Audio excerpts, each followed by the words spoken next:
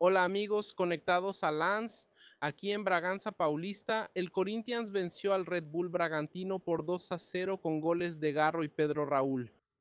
Aquí estoy en este momento en el área de conferencias del Red Bull Bragantino, el área por donde pasan los jugadores hacia la zona mixta y también un poco más arriba, ahí donde estoy señalando con el dedo, la conferencia del técnico Fernando Diniz.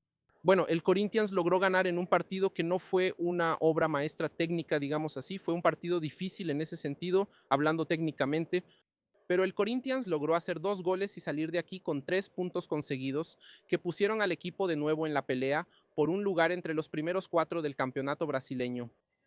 En la alineación, la única ausencia fue el mediocampista André, que tuvo una molestia en el muslo, le dio lugar al mediocampista Alan, que fue titular nuevamente, y me atrevo a decir que fue el mejor partido de Alan desde que llegó al Corinthians.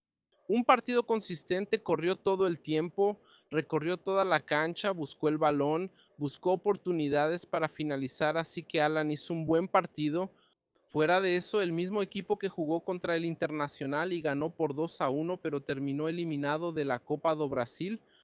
Bueno, en el primer tiempo vimos al Corinthians con bastante posesión de balón, tuvo oportunidades de marcar, pero tuvo dificultad para concretar y transformar esas oportunidades en goles. En el segundo tiempo el escenario fue similar, pero contó con un pequeño detalle.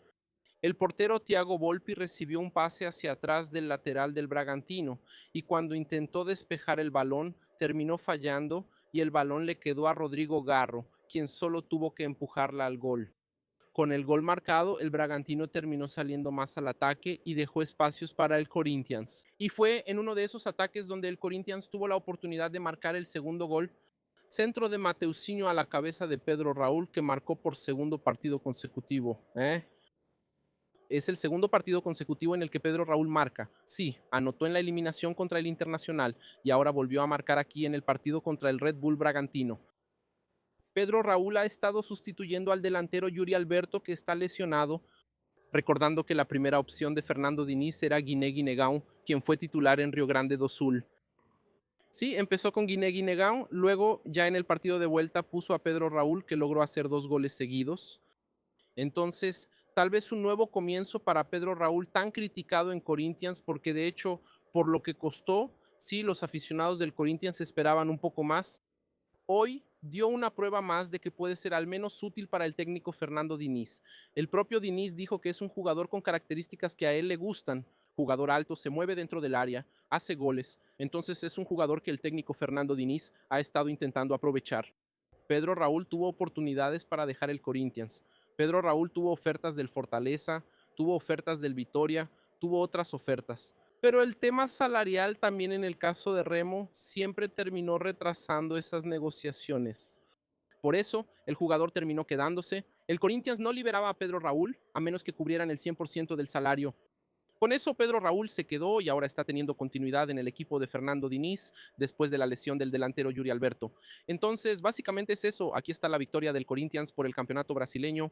Ahora el equipo cambia completamente el chip para el partido contra Rosario Central, allá en Argentina, el primer partido de los octavos de final de la competencia. Partido fuera de casa contra Di María y compañía, un equipo difícil de enfrentar, aún más en Argentina, que siempre es muy complicado.